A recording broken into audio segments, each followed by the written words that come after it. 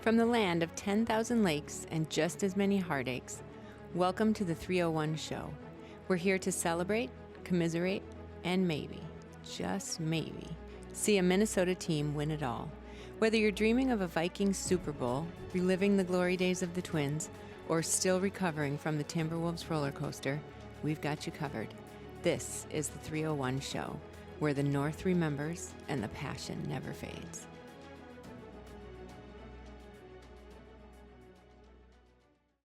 Yes, welcome into the 301 Show. Before we get into this episode officially, we do have a change in release schedule for these episodes. They will be coming out on Wednesdays instead of Thursdays for the foreseeable future. As for Minnesota sports in the last 2 weeks, we did miss last week's episode with Thanksgiving being last Thursday.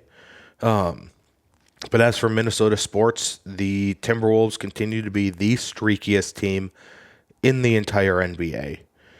Sam Darnold leads 2 late game drives, one in overtime, one in at the end of the fourth quarter. The Twins re-signed a couple of relievers to their active roster, and the best team in the NHL continues their trek forward, gaining sole possession of first place in the NHL.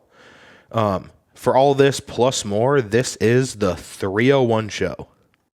All right, let's get into the target field talkers here. As I said, the Twins brought back 2 relievers.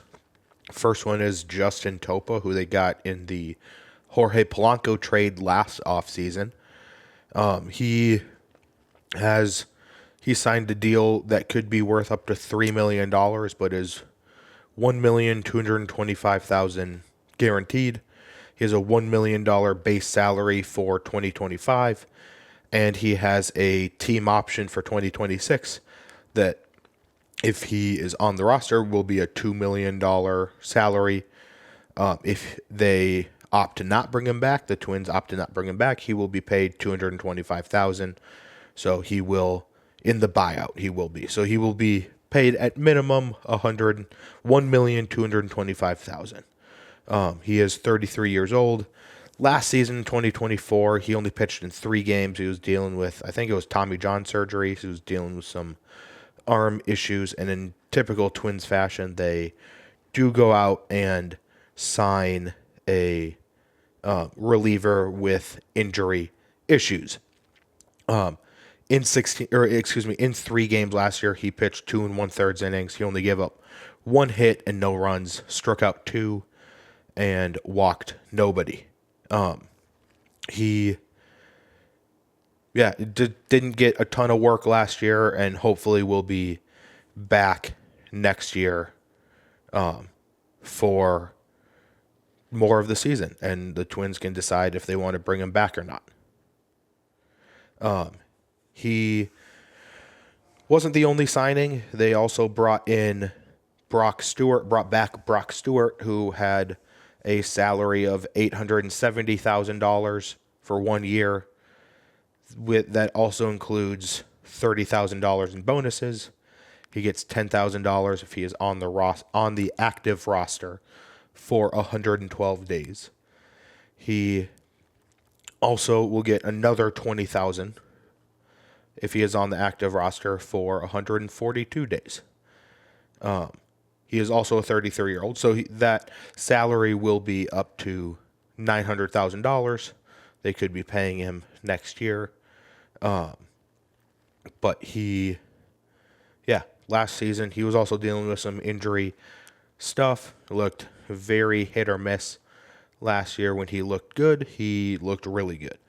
And he pitched in 16 games last year, 15 2/3 innings pitched, had a 5.17 ERA on 9 earned runs, and then he had 15 hits, 20 strikeouts, and 8 walks. So these 2 guys, I would say there's no such thing as a bad 1-year deal, because you can just get out of it the following offseason. So I just think that these aren't terrible signings. and the Twins will be able to get out from underneath both of them if they don't end up working out. And I do want to see how these guys look for a full inning or a full year's worth of work. And I do think these guys being injured also was part of the problem for the Twins pitching staff issues late in the year. I think there was a lot of guys that didn't have the innings pitched in the past and didn't know exactly how to correct or didn't know how to pitch that many innings in one year. So I do think these two guys being healthy for the entire year will definitely help the Twins in the long run, for at least for 2025. So let's go to predictions. Again, I want to give a shout out to the Skor North guys. They were the ones that came up with the predictions idea.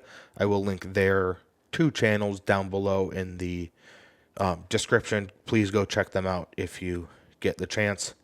So for Target Field Talkers predictions, on opening day, first prediction is on opening day, Royce Lewis will get 3+ hits, runs, and RBIs on opening day. So he could have one of each of them. He could have 2 and then 1 and then 0 of another.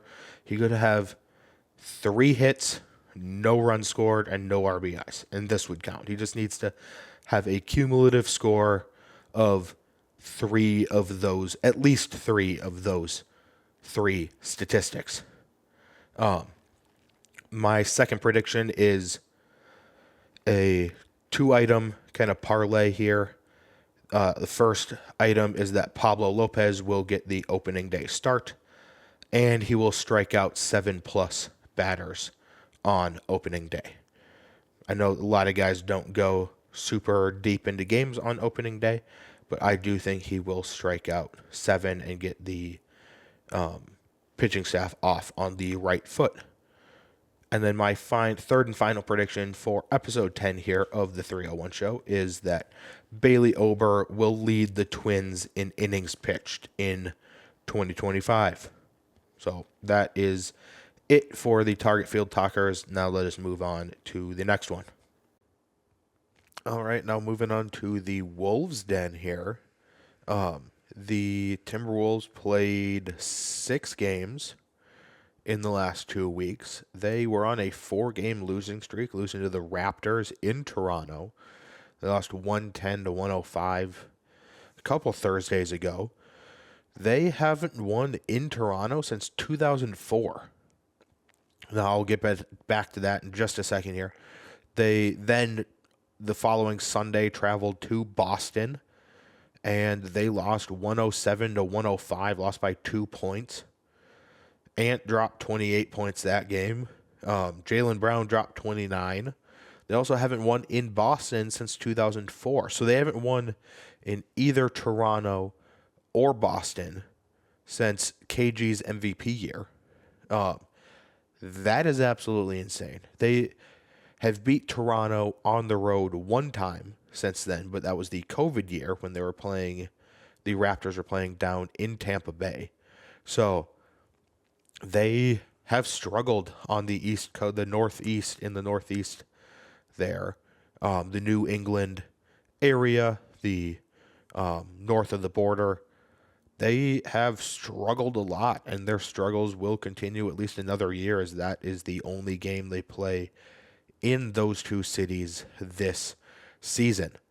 And they were at home for 4 games, and they lost in overtime against Houston. That game should not have gone to overtime. They should have won in regulation. They lost 117-111. And then they lost on the next day, the day before Thanksgiving. They lost on Wednesday 115-104.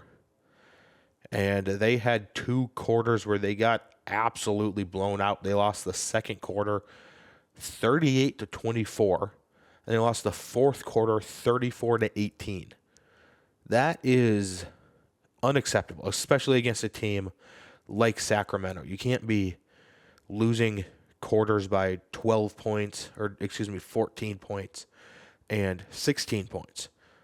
That, like, if you want to be, especially to a team like Sacramento, like, you can't, if you actually want to be true contenders in the NBA, you can't be losing by that much in a single quarter to the Sacramento Kings.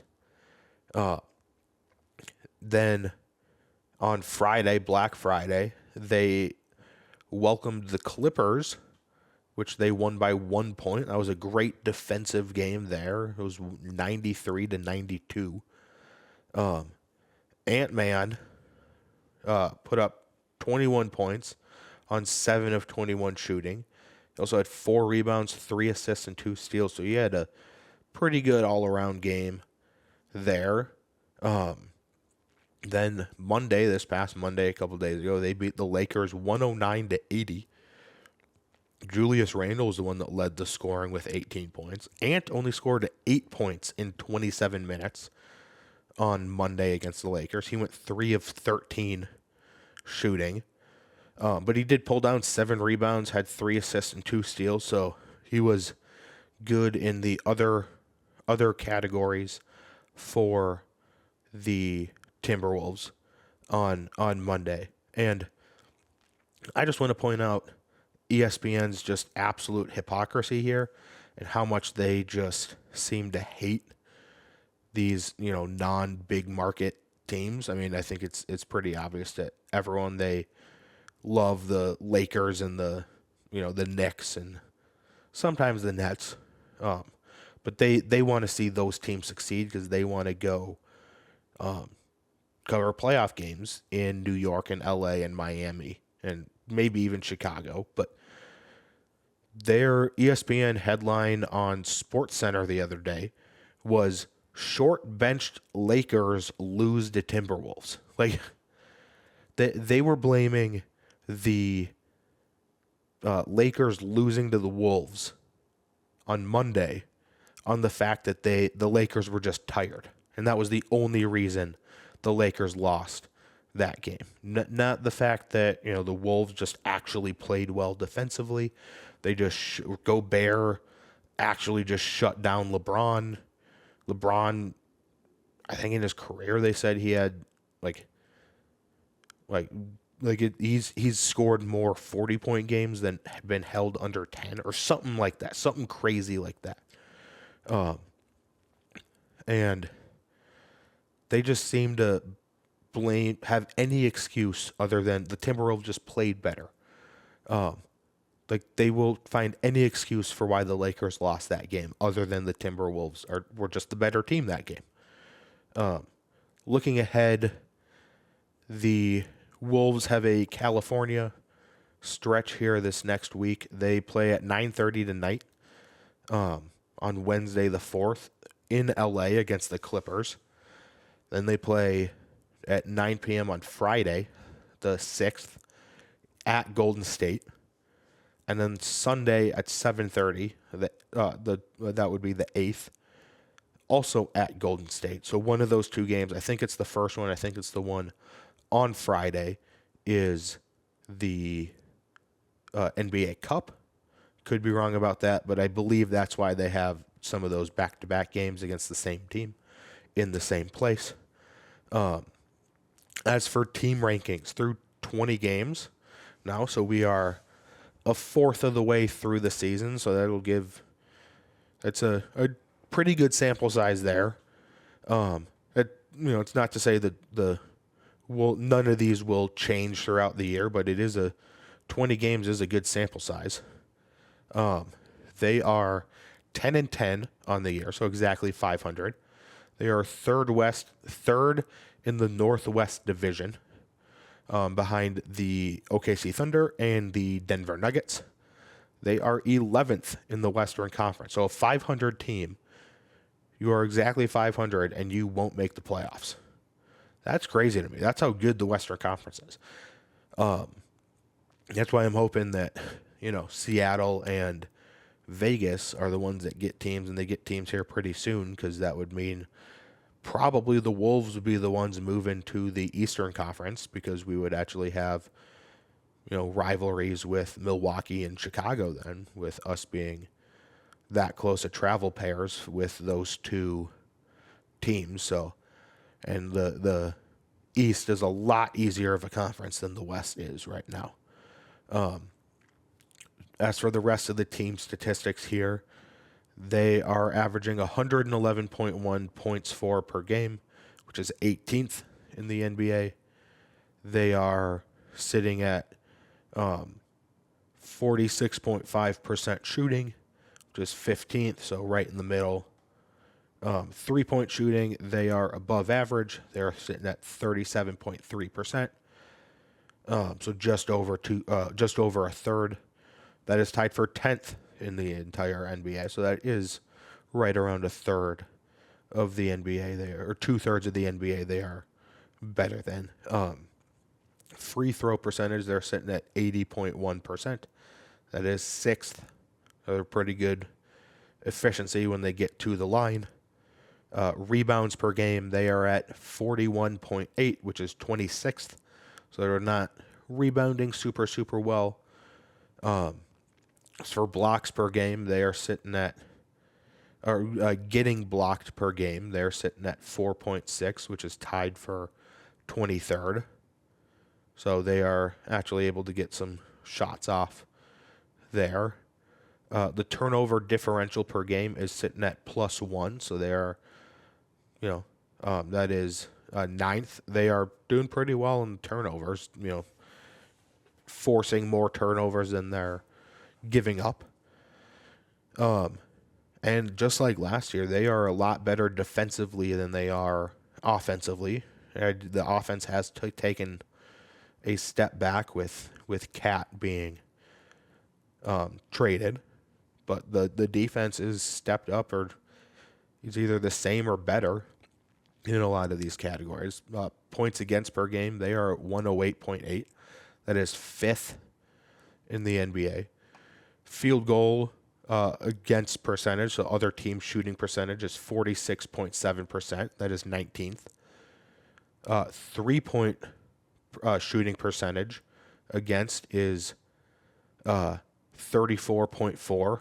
That is 6th the lowest in the entire NBA. So again, they are a very good perimeter defending team.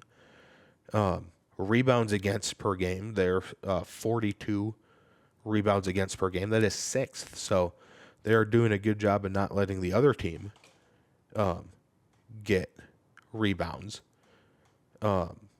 Blocks against per game, or blocks per game, or blocks against per game, they're sitting at 4.8, which is 12th in the entire NBA. So those are the team rankings. As for the predictions here, we had 3 come off the board for the Wolves' Den. I said the Wolves will beat Boston. That one was incorrect. I said Ant will drop 40 points. That one was incorrect. I said Naz Reid will put up 30+, and that one was also incorrect. So I went 0 for 3 on the Wolves' Den predictions here. So that brings my total here to 2 for 15, which is 13%. So I am really looking for to turn around the Wolves' Den predictions here. So in my 3 predictions are, first one is that they will, Ant will drop a 35+ point game before the next episode. He will drop 35+ points before episode 11. And then second prediction is that the Wolves will turn it around this year, and they will finish with a top 4 seed in the Western Conference. So they will finish with a top 4 seed in the Western Conference. Now, the Wolves play the Warriors. Obviously, they play them back-to-back games within the next week, but then they play them again in a couple weeks. I want to say it's like December 20th or 21st, somewhere around there, right before Christmas. So, in those 3 games against the Warriors, I'm going to predict that Draymond will get ejected in one of those 3 games. So Draymond gets ejected in one of the 3 games the Wolves have against the Warriors. All right, now let's get into the Nordic Report here. The Vikings had 2 games. First game they had was in Chicago. That was a 30-27 overtime win, which extended their winning streak to 4 games. I thought that game, the offense looked really good the entire game. Obviously, putting up 30 points against anybody in the NFL should be commended. I thought the defense looked really good in the first half and then just kind of went awry in the second half. Now, part of that was probably because they had built up a decent lead and then they took the foot off the gas a little bit, but yeah, they ended up pulling it out in the end. I do want to go over a couple of different plays here. The first one was the Brandon Powell block on the Jefferson, what ended up not being a Jefferson touchdown, what should have been a Jefferson touchdown. He absolutely cannot be making that block look that obvious on that touchdown, as he just kind of ran into him and was blocking further downfield than the rules allow, and so there's a penalty on it, and his JJ's touchdown got called back. And then but I will say, JJ probably he would have made the catch and gotten yardage, but he probably wouldn't have gotten a touchdown without that block by Brandon Powell. So kind of a double-edged sword of JJ would not have scored, but he would have gained at least positive yardage on that play if Powell hadn't drawn a flag there or gotten a flag thrown on him there. Second play I want to talk about is the onside kick that the Bears called. That ball was not going 10 yards, and it took a weird hop and hit Nick Muse in the leg. So that one, I believe that was Nick Muse at least. It hit one of the tight ends that was blocking for the Vikings in the leg there. Then in overtime, that was the onside kick that they were able to drive down and kick a field goal on to tie the game and send it into overtime. That was a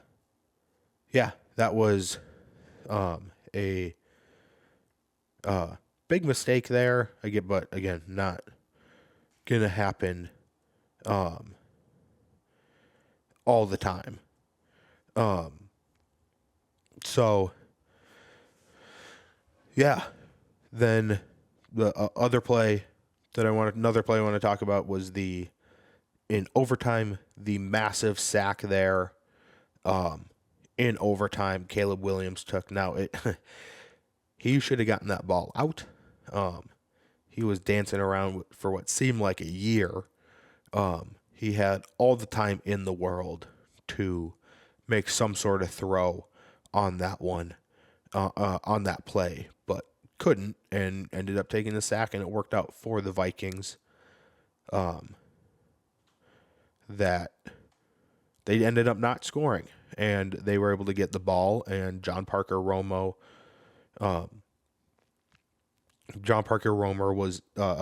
was able to kick the walk-off kick in overtime for the Vikings to win. Now, I do want to give out a game ball here. I I've got 2 honorable mentions and the game ball recipient. And a third place basically for the game ball. Second honorable mention, I'm going with TJ Hawkinson. Didn't score any, but he had a massive day of 7 receptions for 114 yards.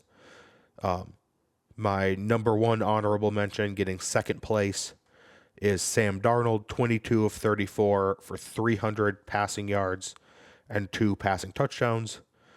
And also his second game-winning drive in, I think it was 3 weeks at the time. And then the game ball I am giving to Jordan Addison, 8 receptions for 162 yards and a touchdown. That one was one of the easier game balls to give out this season. Jordan Addison getting that game ball. Now moving on to this past Sunday, they played the Arizona Cardinals. I unfortunately did not get to watch the first half plus like the first part of the third quarter of this game. I was flying back from Columbus. I was at the Ohio State Michigan game, which that was a very boring game. 13-10 was the final. Michigan won. But in other news here, the Arizona Cardinals versus the Minnesota Vikings, first game back at home after a 3-game road trip. So US Bank was fired up. I think they also had Xavier Rhodes do the Gallagher, which that was pretty cool. The Vikings do win 23-22 with another fourth quarter comeback. I did see on ESPN.com that with 4:17 left in the fourth quarter, Arizona had a 92.5% chance to win that game based off of their analytics. And then they finished the drive. That's when they were driving and kicked a field goal. And that meant the Vikings had to go score a touchdown. So they did. And they scored a touchdown. And then John Parker Romo came out and kicked the extra point to go up by 1. And that's where the final score stood. Aaron Jones had a very weird day. He had 5 carries for 22 yards, had some receptions in there too. He did score what was the game-winning touchdown, but he did have 2 fumbles. One Brian O'Neill had to fall on, and one that was lost. So I don't know what to really make of Aaron Jones's day. And it looks like they're continue to struggle from last year, where they could just not hang on to the ball last year. It seems like that is carrying over. Sam Darnold's doing a good job of not throwing any interceptions the last couple of weeks. Seems like he had to sit down with KOC after that disaster of a Jacksonville game, even though they won that game. That was not a great performance by him. But it seems like after that, KOC was able to calm Sam Darnold down, and he was able to get him to not really turn the ball over as much. Do have a game ball to give out here. I'm giving it to Byron Murphy, who had 5 tackles, 3 passes deflected, and an interception. So I don't have any honorable mentions on that one. I'm just going to give it to Byron Murphy Jr. Came up with a massive interception late and really helped the Vikings defensively there against the Cardinals. Now looking ahead, this is the big one, a very big game, as Kirko Chains and the Atlanta Falcons come to US Bank Stadium. Kirk's first time back here at US Bank Stadium wearing a jersey other than the purple and gold. He has struggled recently. He has, in his last 3 games, the Falcons' last 3 games were against the Chargers, the Broncos, and the Saints. He has a 62.5 completion percentage, 0 touchdowns. He has been intercepted 6 times, has been sacked 7 times, and has 4 fumbles. That is not great. I do think this Brian Flores defense is going to give him some issues here. I do think it was last training camp when it was Brian Flores' first year here in Minnesota with the Vikings. The first team offense was complaining about how hard it was to read the Flores defense, and obviously Kirk was the leader of that of that first team offense at the time. So I do think that bodes well for the Vikings this week. Vikings all-time record against the Falcons is 21-12, so they are 9 games above 500 against the Falcons all-time. In their last 5, they boast a 4-1 record, so they are 3. They have a 80% winning percentage in the last 5. So again, all signs, knock on wood here, all signs bode well for the Vikings. With Kirk struggling, the Falcons just struggling as a team too. Which, again, famous last words. I really hope I didn't jinx us here. But I do think it should be a good matchup here. As for team rankings, we'll go over some team rankings here for the Vikings. They are 10-2 on the year. They have reached the 10-win plateau. They are the second team in the NFC North. They are in second place. They are the 5th seed in the NFC because the Lions are ahead of them. That drops them down to the 5th seed. Yards per game for the offense is 344.6. That is 13th in the NFL. Points per game is 24.8, which is 9th. I know that includes defensive scores, but we are including that in the offensive category. On third down, they have converted 53 times on 137 opportunities. That is a 38.7 third down conversion rate, which is 14th in the NFL. On fourth down, they are 5 for 8. They have converted 5 out of 8 possible times. That is a 62.5% conversion rate, which is tied for 14th. On defense, they are giving up 324.7 yards per game, which is 20 yards less than their offense is gaining. That is 12th in the entire NFL. Points per game is 18.3, which is 5th in the entire NFL. That is about 6.5 points less per game than their scoring. On third down, the teams are converting at a 34.8% rate, which is 10th in the NFL. And on fourth down, teams are also converting at a 34.8% rate, which is the exact same as their third down. On fourth down, 34.8% is good for number 1, which is the lowest in the entire NFL. On special teams, the field goals, they are 25 for 28, which is 89.3%. The 58-yarder against Houston is still the longest of the season.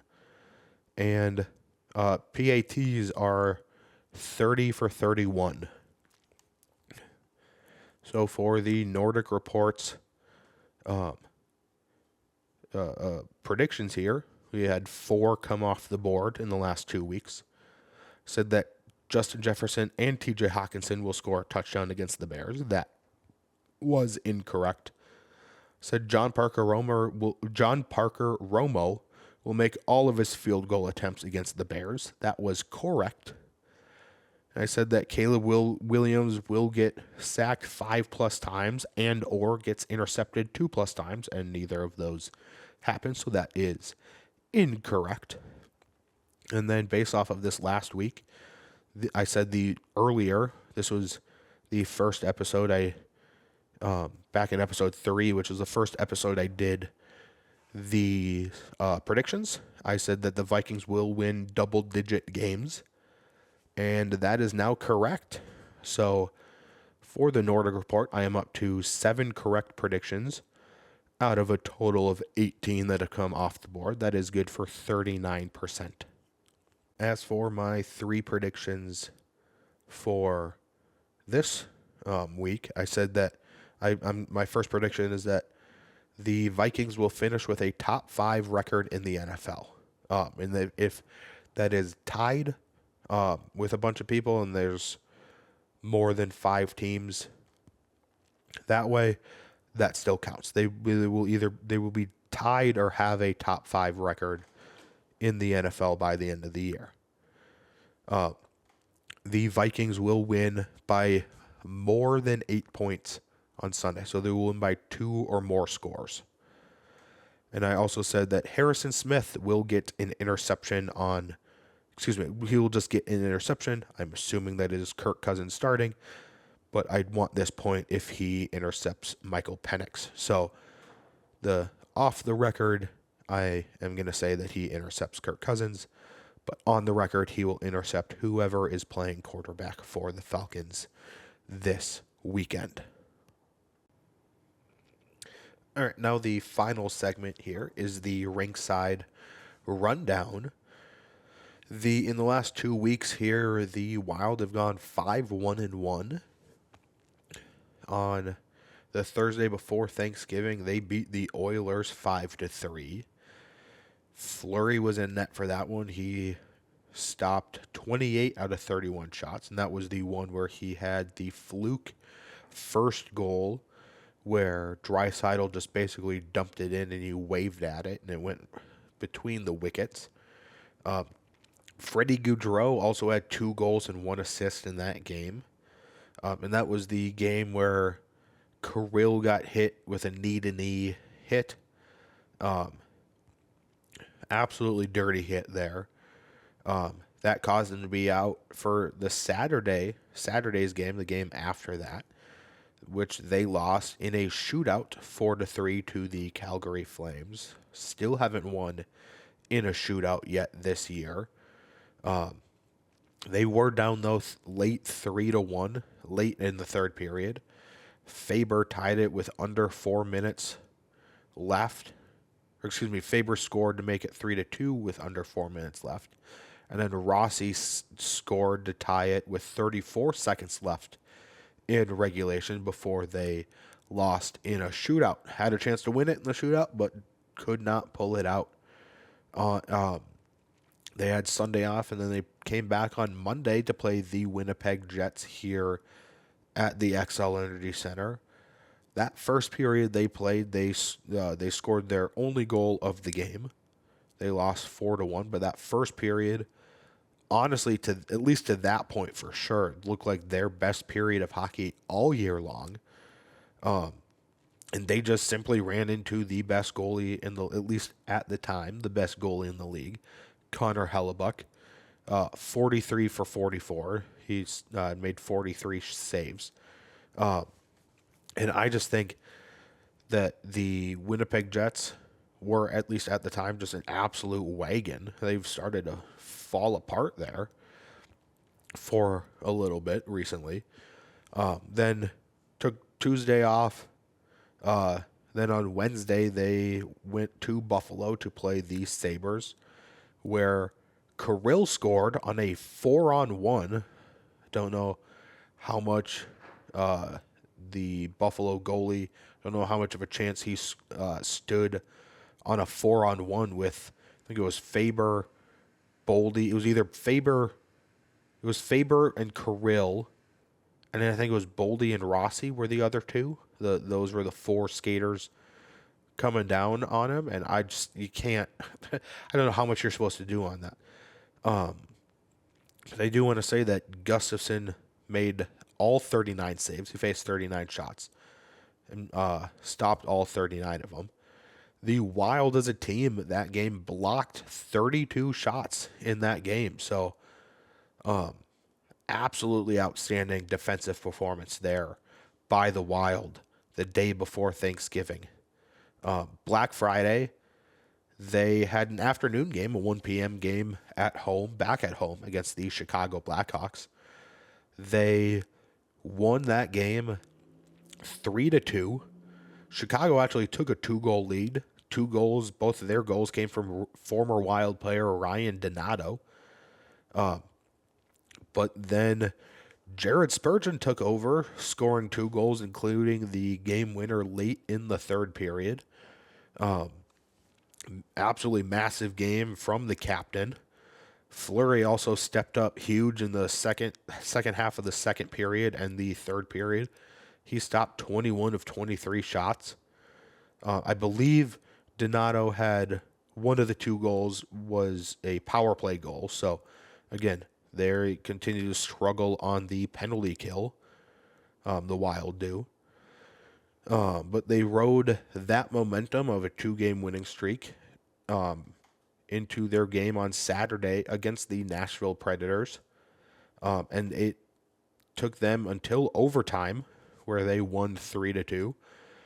Chisholm scored a goal, and then Kirill and Spurgeon both had 1 goal, 1 assist. Kirill assisted on Spurgeon's overtime winner. That was the beautiful pass that Kirill had.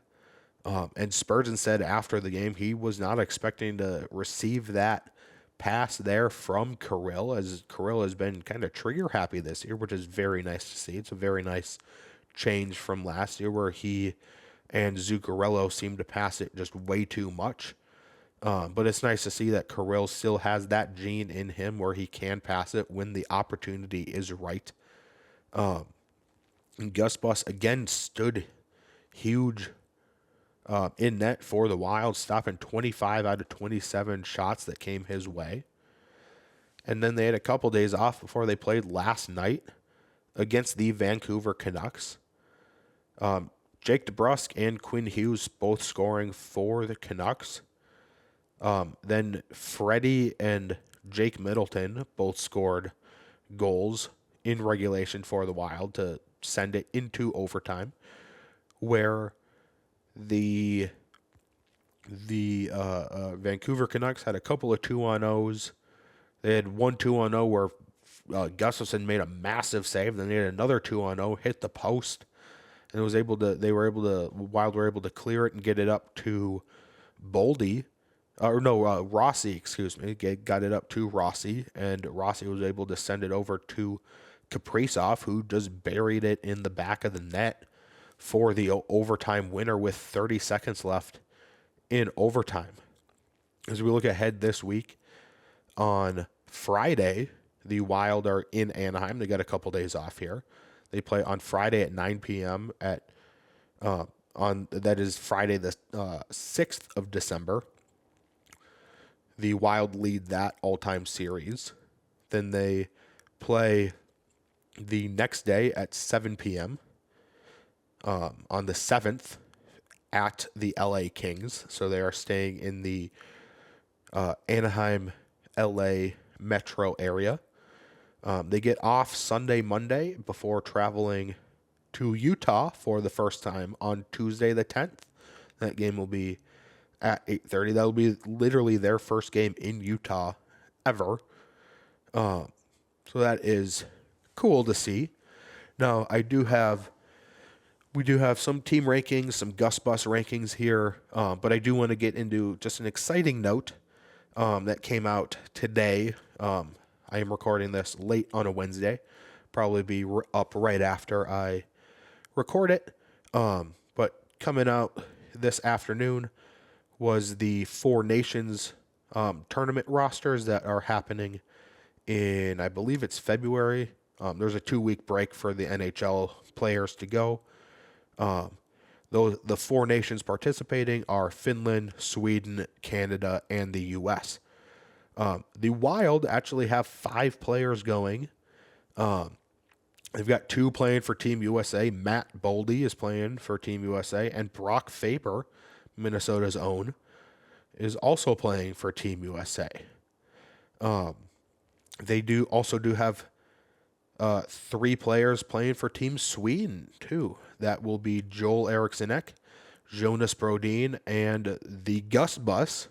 He has been the best goaltender in the league so far, is definitely the best goaltender Sweden could ask for in this tournament. And hot take, Sweden has a better goaltending trio than Canada does this year. I think it's Linus Ullmark, and so I can't remember who the third one is, but it's Linus Ullmark, Phillips Gustafsson, and someone else for Sweden. But Jordan Bennington is the best goalie for Team Canada, so that should tell you something about how Team Canada's goalies are this year. Speaking of goalies, let's go over our Gus Bus rankings for this season. He has a record of 12-4-3 on the year. His save percentage is a 929%, which is number 1 in the NHL. Goals against average, he has 2.04 goals against per average. That is also number 1 in the NHL. As for the team is 17-4-4 in, what would that be, 25 games. They have 38 points. They are number 1 in the Central Division. They are number 1 in the Western Conference. They are also number 1 in the NHL. So they are an absolute wagon right now. And you will see why with some of these effective ratings here. Goals for per game, they're sitting at 3.2 goals per game, which is 12th in the NHL. Goals against per game is 2.32, which is number 1 in the NHL. Special teams, their special teams are not that good. They are power play sitting at 19.4%, which is 19th in the NHL. Penalty kills, 73.3%, which is 26th in the NHL. Face-off percentage basically stayed, I believe it actually stayed the same as last time. They are sitting at 49%, which is tied for 22nd. Shots for per game is 28.8, so they are effectively shooting if they are only 18th in the league, but they are nearing the top 10 in goals for. Shots against per game is 29, which is 21st fewest in the NHL. So Gus Bus is coming up massive for them in net. They are shooting effectively, and got a couple players going to the Four Nations. I'm sure I'll have some predictions about that in the future. I do not have any predictions about that this week. But yeah, they will, those 3 players will be looking to represent their country in February. So we had 3 predictions come off the board here this week for the Rinkside Rundown. I said the Wild will get at least 6 points before next week's episode. I meant that for if we had an episode last week. So they did not get 6 points. They got 5 points before last Thursday. I also said that Ryan Hartman will score 2+ goals before last Thursday. He did not. And then I also said Kirill Kaprizov will score a hat trick and or an overtime winner before December 14th. And he scored the overtime winner yesterday. So that one is correct.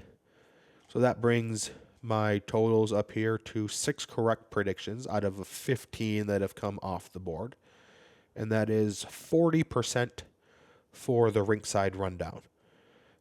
As for my 3 predictions for this week here, I am going to say that the Wild will sweep the 2-game road trip in California. So the back-to-back games in Anaheim and LA. The Wild will win both of those.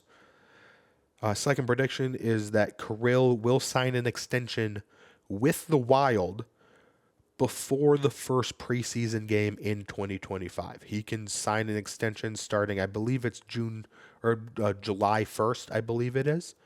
So he will sign an extension before the first preseason game in 2025. And then my final prediction is that Marc-Andre Fleury will record a shutout this season. We saw a shutout for Philip Gustafsson, and we will see one for Marc-Andre Fleury this season. So that's my third and final prediction. Overall, on the year, I have had 48 predictions come off the board. I've had 15 of them be correct for an overall percentage of 31 between the 3 segments that have predictions off the board so far. The Twins are the only one, the Target Field Talkers are the only one without any predictions that have come off the board just yet. All right, so that'll do it for today's episode. Let me know if you agree or disagree with anything I said in this episode today. Thank you for tuning in to episode 10, and we will see you next week for episode 11.